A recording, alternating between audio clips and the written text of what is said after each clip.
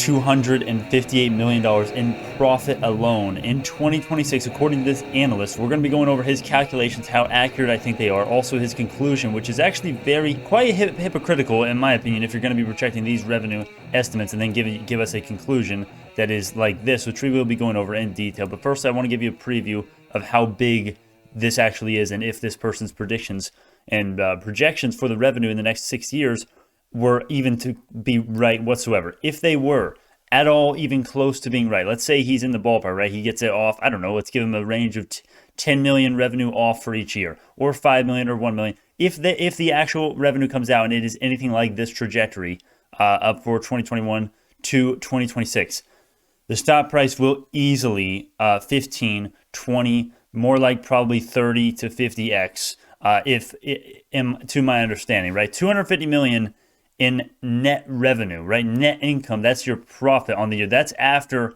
operating expenses. So there's your total revenue. Total revenue just keeps increasing like 100% every single year, almost 500 million in 2026. After you take away the operating expenses, you get this, and I think he also did do some other deductions here at the end, so it's close to that, not exactly, but in the same realm of making over 200 million in net income easily, probably more like closer to, as his projections say here, 258 million with a couple other expenses added in. It's going to be huge for the stock price if this was even close to being right. So we're going to be going over how he actually got this, and we will be going over this whole article at another time. So are these estimates actually realistic, or how is he getting these numbers? Like how did he come up with this little chart here? This literally just looks like guesstimations. Basically, all of it revolves around his assumption here that it's going to be 2,000 systems placed by 2026. Obviously, the consumable revenue, which me and my friends in the Discord, especially Patriots Pub, thank you so much, my friend, for that. The consumable revenue, that's what I'm talking about. The consumable revenue estimates, which we've done quite a bit of work on. I have not got time to add in a lot of my own input and my own calculations for it. I'm kind of just taking his word and doing a little bit more conservative estimates. And this guy is saying the consumable revenue is 100K per system annually. I think it may be a lot more than that based on our projections, but we're going to give this guy the benefit of the doubt. Okay, we're just going to, this is not my projection video. We're going over how accurate his projections are here. Also, another important thing to note here is that he's going with 175K each for one unit, which is interesting because in another article we've heard 150,000 for one Sapphire system. Based on his estimated figure, based on the 11 units sold in Q1 2021, that's what he got. So that's something interesting as well you have to keep in mind here. Compound annual growth rate of 77%. He thinks there's going to be 3,500 units placed at the start of 2027. And then his margins, how much profit they're making on each sale, right? 35% on each unit sold, rising to 60% by 2025, right? Owing to economies of scale, which is just a nice economic term. It's the advantages you set up by, plowing through, becoming one of the big boys. Just think of it as like Amazon's advantages over a new e-commerce player coming in, right? Just think of those advantages, the connections, the marketing, the brand recognition, those sort of things, right? So that's kind of why I guess he is projecting such an increase in their margins, and include an extra 30 million of revenue in 30 million extra operating expenses in each year's. Based on this number right here, 45 million in 2021. He plugs the figures into a discounted cash flow model, accounting for tax, 16%, depreciation, interest income, yada, yada, right? Gives me a present day firm value for Bionano is almost exactly 2 billion. Remember, this is present day, okay? This isn't 2026. This is right now, as you're watching this video, right? 2 billion. The current market cap of Bionano Genomics today is 1.7 billion. So share price of 7.3 premium, or $7.3, $7.30 share price, and a premium of 18% to the current price. So obviously that's good. Okay, ape language here. He's saying that based on these figures, based on yada yada. Okay, we've done a little bit of the details, but I'm not going to bore you with all the details. You can read this yourself. I'm going to link it. He's projecting that right now we are discounted 18% to the true value of his discounted cash flow model. Along with, obviously, he's projecting 480 million in total revenue for 2026. Each year, it just gets bigger, and by 2026, or in 2026 alone, we're going to be making hundreds of millions of dollars in net income. And also something else to point out here, we are profitable in 2024 according to these calculations here. So that's obviously, that is quicker than simply Wall Street is projecting, and that's something that's going to be big. Also, notice that he doesn't actually increase the margin per sold unit until 2026. It's probably more likely that we're going to be, not steadily, but more steadily than just, totally flat for 5 years straight and then just jumps up double. I would say it's more like these slowly sort of increasing. Maybe there's some up and down years because there's a ton of factors in calculating what their margin is going to be. But that seems a little bit, I feel like you should give a little bit more of the benefit of the doubt to Bionano's economies of scale, not just being set up in this one little from 2025 going into 2026, but rather, each year they get bigger, they start setting up the economies of scale, they start effectuating and gaining differential advantages over the competition. Also, it's not like he is over here and saying like, oh yeah, the revenue is going to increase a ton, but the operating expenses, yeah, they're going to totally decrease all of those.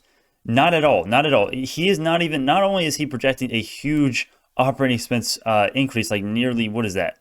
That's nearly 100%. It's pretty much near it's like 80 to 90% year-over-year operating expenses growth for every single year besides 2025 to 2026.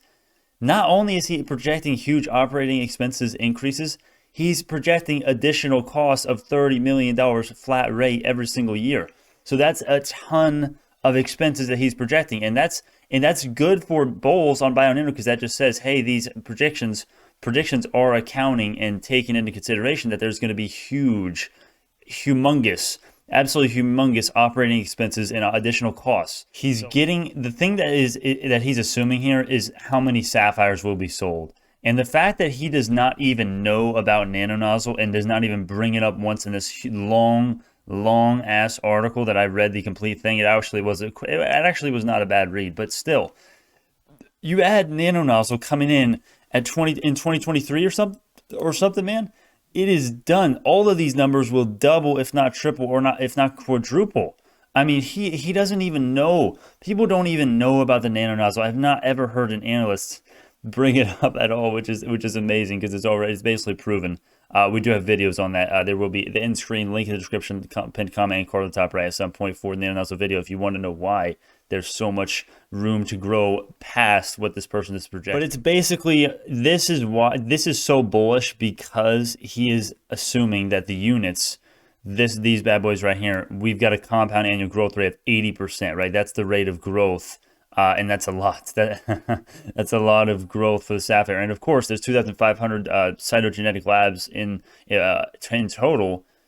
If we can place one in all of them and become the new golden standard, as opposed to karyotyping, CMA, chromosomal microarray analysis, and fluorescence in situ hybridization, those are the three big competitors into large structural variation detection greater than 500 base pairs. If we can take that market like we should, like factually, we are cost effective, less hands-on time, less turnaround time, or faster turnaround time, and we detect better things. We detect it more accurately. LOQ or LOH, detection is on the way. S and V detection, right? Single nucleotide variants. All of these things are coming, and with that being said, I think this is absolutely. It's going to happen. From my point of view, I don't know why cytogenetic labs would not have sapphire if they're using one of the other methods, right? Because it is a little bit complementary to sequencing. Yes, a little bit. With nanonozzle, it's not going to be, or with sequencing capabilities, it's not going to be whatsoever. But with all of the CMA labs, fish lab, the labs that are using this stuff, sapphire will be taking over, because it's just a matter of time before these labs realize that they're overpaying and they're not even getting. They're literally wasting time and money by not switching to sapphire. That's how much of an advantage sapphire is compared to those other methods. I think we're going to debunk and not even debunk, just elaborate and kind of talk about what this guy is missing in his analysis, in my opinion, and what he kind of just neglects, which he obviously shouldn't, because they have huge implications. For example, the nanonozzle sapphire 2.0. He doesn't mention anything about the throughput increasing and the high volume labs literally contributing to way more consumable revenue, once we get the Sapphire 2.0, which will be coming out at the latest 2023 to my knowledge, to my understanding. We have a prototype coming out in quarter 4 2021, and according to some sources that I recently saw, it is going well, and it may be before 2023 the actual commercial release. So I would just say we're not actually going to. That's actually all I'm going to leave you with today. But we will go over the conclusion if you all want. We can go over this in a stream and actually go over this entire freaking article because it's so long, and I do not want to have to edit an hour-long video again. I did that once with a 2-hour-long due diligence. Don't want to do that again. Anyways, thank y'all so much. This is not the intro, guys. I will see y'all in the next one.